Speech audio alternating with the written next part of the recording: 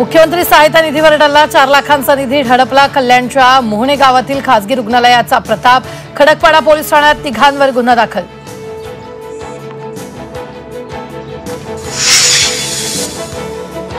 Solapur MD drugs प्रकरणी आणखी तिघांना अटक। बार्शी शहरात एमडी ड्रग्सचं रॅकेट उघड। आतापर्यंत 6 आरोपींना अटक। आरोपींकडून 20 ग्रॅम एमडी ड्रग्स जप्त।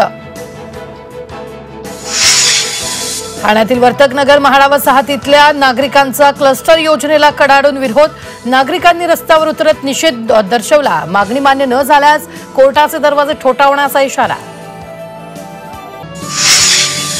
भूमिगत मेट्रोचं आणखी एक स्टेशन तयार। आचार्य अत्रे चौक मेट्रो स्टेशनचा फर्स्ट लुक रिव्हील।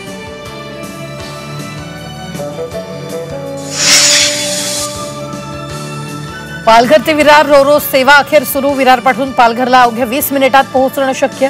रोरो सेवेमुळे इंधन आणि वेळेची मोठी बचत। वसई विरार ते सफाळा केळवा प्रवास होणार सुखकर।